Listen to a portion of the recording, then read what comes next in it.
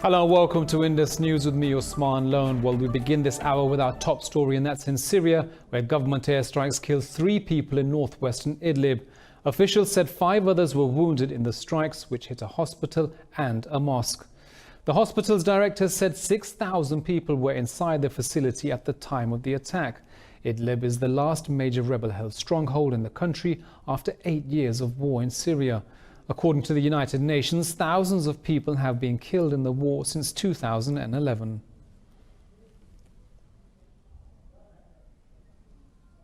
In Yemen, coalition airstrikes killed 8 Houthi rebels near the port of Hodeidah. Several others were wounded after the air raids triggered battles around the city. The new escalation threatens a fragile truce in the city that was brokered after the UN brokered peace talks in Sweden last year. It's the first fighting in Hodeidah since the warring sides established joint observation posts just last month. Now to Iraq, where anti-government protests have spread to the southern cities of Basra and Nasiriyah. In Basra, hundreds of protesters blocked roads, preventing government employees from reaching offices. In Nasiriyah, forces used live rounds and tear gas to disperse protesters. Protesters gathered on 3 bridges overnight. On Sunday, security forces opened fire on protesters, killing at least 9 people across the country. Dozens of others were also injured in the violence. Well, the chief of Iran's Revolutionary Guard, Hossein Salami, has threatened to destroy the United States, Israel and Saudi Arabia if they cross Tehran's red lines. In a televised speech, Salami says Iran has been patient over American and Israeli hostility, but won't let them cross the line. Iran accuses the US of backing anti-government rallies that were over fuel prices that left 5 people dead last week. Meanwhile, thousands of people staged a pro-government rally in Tehran after days of unrest.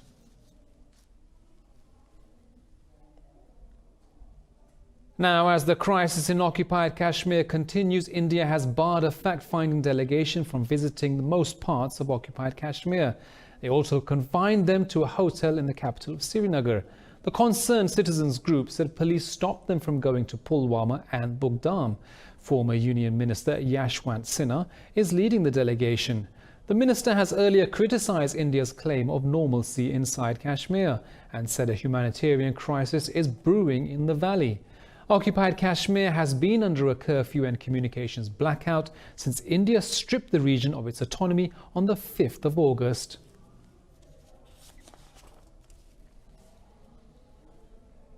Well, staying with the Kashmir crisis, and at a meeting in Jeddah, Azad Kashmir President Sardar Masood Khan briefed the OIC Secretary General about the crisis there. Khan told Secretary General that Kashmir remains one of the oldest unresolved issues on the UN agenda. Earlier, the President attended a seminar and a photo exhibition on Kashmir at the OIC Secretariat in Jeddah. At the seminar, OIC Assistant Secretary General Yusuf bin Mohammed al-Zabaiya reiterated that the bloc's support for the Kashmir cause.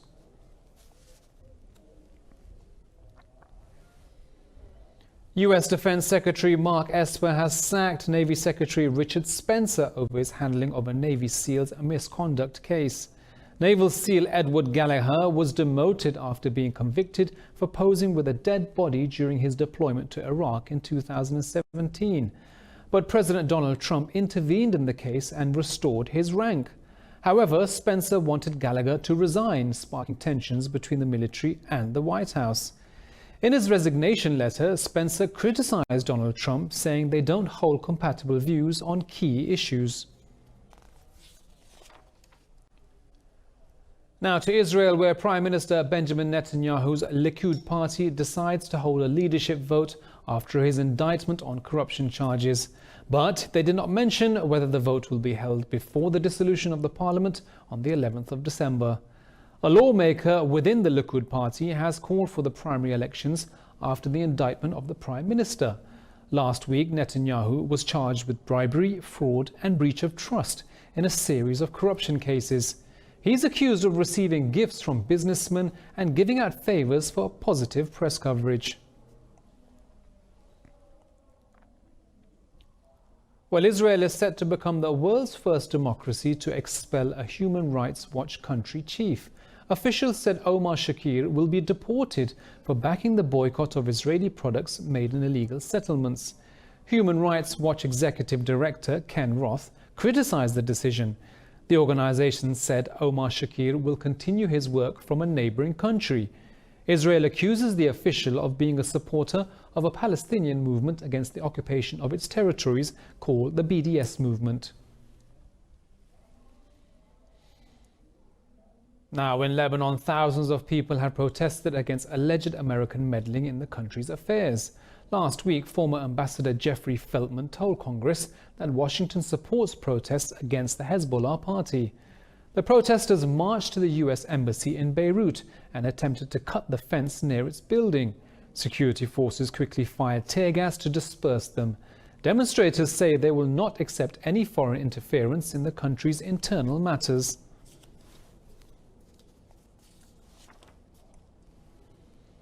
Now, Hong Kong's Chief Executive Carrie Lam says the government respects the results of the city's district council elections. In Sunday's polls, pro-democracy candidates won 390 out of the 452 seats available. In a statement, Lam said her government will listen to the public's views with an open mind. She said she hopes the peaceful and orderly situation will continue. The city has endured months of mass rallies and violent anti-government demonstrations, and China says it firmly supports Carrie Lam's government in Hong Kong. In a press briefing, Foreign Ministry spokesperson Geng Shuang said Beijing will oppose any attempt by external forces to interfere in Hong Kong's affairs.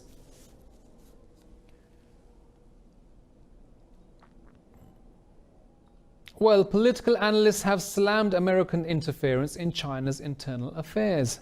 This comes after the US Senate approved 2 unilateral bills last week over the unrest in Hong Kong. More in this report. Last Tuesday, the US Senate unanimously passed legislation aimed at protecting human rights in Hong Kong. But international affairs experts see the vote as a serious violation of international law. The U.S. Congress's foreign policy is absolutely a violation of international law, which will not allow a country to interfere with another sovereign state's affairs without consensus reached by the United Nations or the United Nations Security Council. Syrian international relations analyst Mohammad Omari says U.S. attempts to interfere in Hong Kong hurts the global order.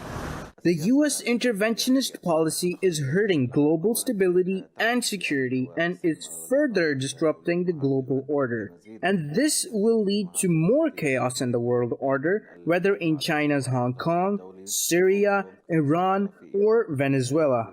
The U.S. Senate Hong Kong Human Rights and Democracy Act has been sent to President Donald Trump for approval. North Korean leader Kim Jong-un has ordered his troops to practice firing artillery near a disputed marine boundary with South Korea. Kim said this while inspecting a military unit on the west coast of Changrin's islet. It was Kim's first trip to a frontline military unit since he entered nuclear talks with the United States last year. South Korea's defense ministry criticized the move and asked Pyongyang to stop escalating tensions.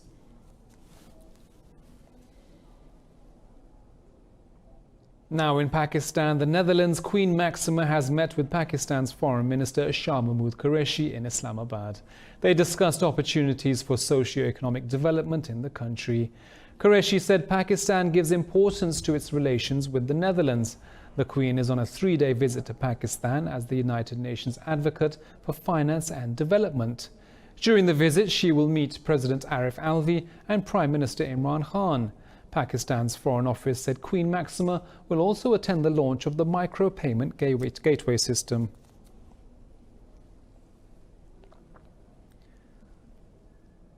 Now, Prime Minister Imran Khan has launched the Clean Green Pakistan Index to improve the country's urban environment. He said the index would promote environmental competition among Pakistan's cities. Addressing a ceremony in Islamabad, Khan reaffirmed the government's commitment to clean up Pakistan's climate with the support of the general public.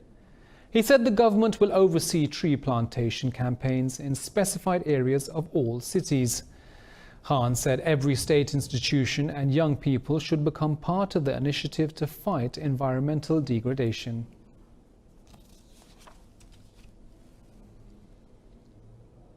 Now, the UN have said greenhouse gases concentrated in the atmosphere hit a record high last year, rising faster than the last decade's average. World Meteorological Organization Secretary General Petteri Talas has called for action to safeguard the future of mankind. In a report, the organization recorded the atmospheric concentration of carbon dioxide at nearly 408 parts per million in 2018. Now, that was notably higher than the 400.5 parts per million recorded in 2017. Concentrations of the other two main greenhouse gases, methane and nitrous oxide, also hit record levels in 2018. Talas said there is no sign of a slowdown in these gases despite the Paris climate change accords. The UN has said carbon dioxide emissions must be at net zero in order to keep global warming below 1.5 degrees Celsius by the year 2030.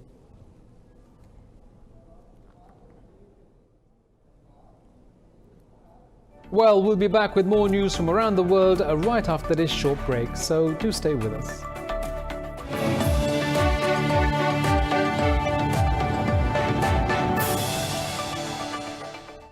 Hello again, it's good to have you back. Now, the United Nations has urged the Afghan government to do more to counter violence against women across the country. This comes as the UN marks the International Day for the Elimination of Violence Against Women and Girls. In a statement, UN official in Afghanistan, Tadamichi Yamamoto, said gender-based violence is criminal and unacceptable. He called for the implementation of strict laws to protect women from such incidents. Afghanistan Independent Rights Commission reports the rate of violence against women has increased in recent months. The Commission recorded over 2,700 incidents of violence against women from March to October this year.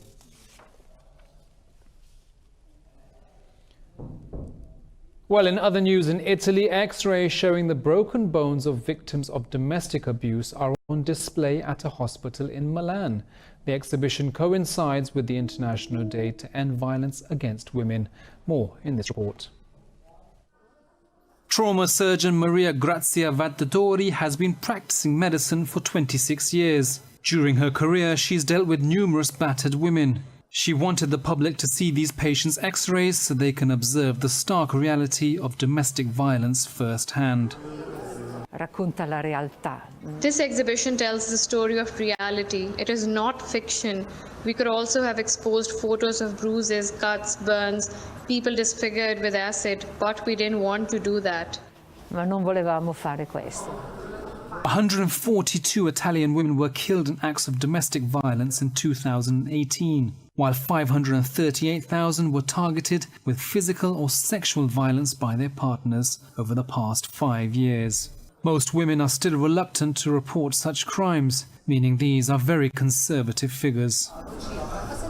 Dichiarando una dinamica. There were 142 women murdered last year in 2018 alone, so on average 1 woman every 3 days. This figure is always tragic. The number 3 often appears in the figures on violence. 1 in 3 women suffers violence. 1 woman dies from beatings every 3 days. Questo per esempio è un indice. Experts say violence against women in Italy transcends class, race or socio-economic background, making it a nationwide problem. And while awareness of the problem has increased in recent years, it continues to persist. And of course, this isn't a problem limited to this country. The UN estimates 87,000 women were killed around the world in 2017. Half of them were murdered at the hands of their spouse or a family member. In Greece, 2 people drowned after their vessel sank as torrential rains and thunderstorms hit the town of ANTI-GOVT. The storms hit western Greece over the weekend, causing widespread flooding and disruption to transport. The Civil Protection Service has warned municipal authorities to brace themselves for more flooding.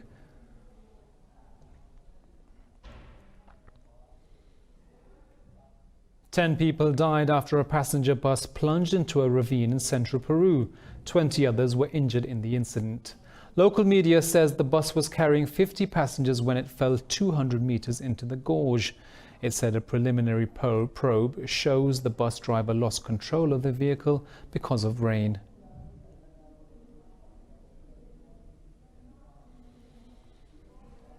In DRC, which is also known as the Democratic Republic of Congo, security forces opened fire at hundreds of demonstrators outside a UN base near the eastern town of Benai. They were protesting against the killing of 8 civilians at the hands of Allied Democratic forces. Angry demonstrators also set fire to Benai's town hall over the government's failure to stop militant attacks. The ADF has been present in Congo since 1995 and is accused of killing thousands of civilians over the last 5 years. In the Philippines, authorities say a British man and his Filipino wife have been rescued from the ISIS-linked Abu Sayyaf group in the country's southern territory.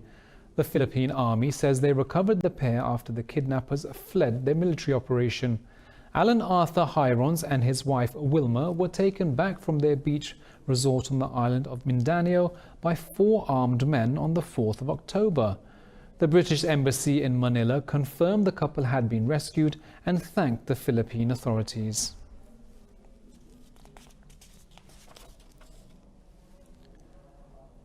The Arab League Parliament has asked the US to remove Sudan from its list of countries sponsoring terrorism. In a statement, Parliament Speaker Mishal bin Fahim al-Salami said he made the request in letters to US officials. Al-Salami said Sudan has implemented all of its commitments to fight terrorism and promote human rights. Sudan was added to the US list of state sponsors of terrorism in 1993 during the rule of former President Omar al-Bashir.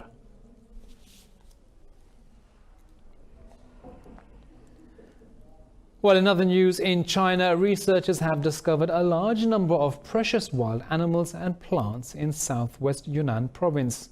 And this has significantly contributed to the study of the local ecology and the gene pool. More in this report. A 60-member research team organised by the Chinese Academy of Sciences is researching wildlife in Yunnan's Wuliang and Ailau mountains. They've shot footage of Mrs. Hume's pheasants, a rare bird under what is called first-class national protection. It is a very rare animal. In so many years since the establishment of our nature reserve, this is the first time we took footage of the Mrs. Hume's pheasant on the west slope of Wuliang Mountain. Meanwhile, in northwest China, wild animals are thriving in a nature reserve. Animal trackers installed 76 cameras across the Laoshancheng National Nature Reserve in Shanxi province to watch animals and monitor their behavior. Back in Yunnan, the mountains are a trove for wild plants, among them a rare primrose called Primula petrocalis, found on Wuliang Mountain. I estimate that there may be less than 1,000 strains of the plant. It has rigid requirements on the environment. Although they grow on the rocks, they need a wet environment. For example, they may grow by water, at the edge of a waterfall or a shallow trench, and they need a certain amount of sunlight. According to research, there are 4,816 kinds of seed plant and 118 animals under second-class national protection in the 2 mountains. Well, we'll be back with news from the world of business and sports right after this short break.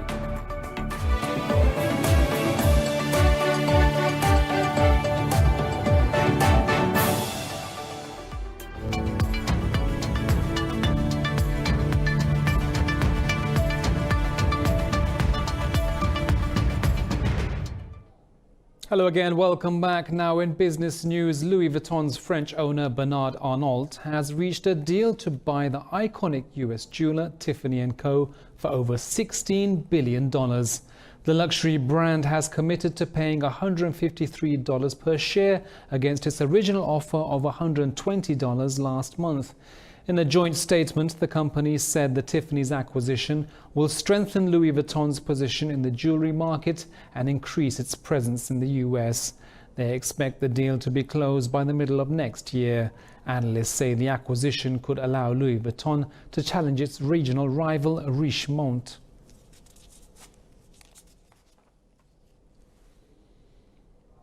US financial investment firm Charles Schwab is to acquire rival TD Ameritrade in a deal valued at $26 billion. The financial media says the all-stock acquisition will reshape the retail brokerage business in the US. Under the terms of the deal, stockholders will receive Schwab shares worth $48.50 for each Ameritrade share they hold. The equity value of the deal has been calculated at over $28 billion based on Schwab's closing price last Friday. Now let's look at the stock markets, and in the US and Europe they're trading higher, with investors hopeful of progress in trade negotiations between the US and China. The Dow Jones Industrial Average and S&P 500 gained about 0.5%, while the Nasdaq has gained 0.75%. In Europe, London's FTSE 100 is higher by about 1%. The CAC 40 in Paris gained over 0.5%, while Frankfurt's DAX index is also up 0.5%.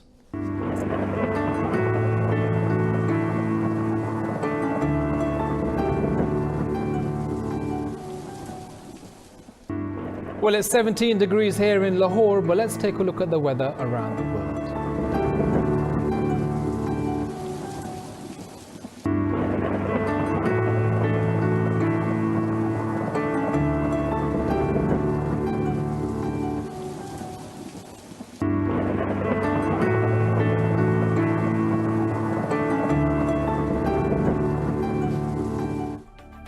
Well, that's all from me and the team here in Lahore, but don't forget, for the latest updates, you can follow us on social media at indus.news. Headlines are next. Thank you for watching, and bye-bye.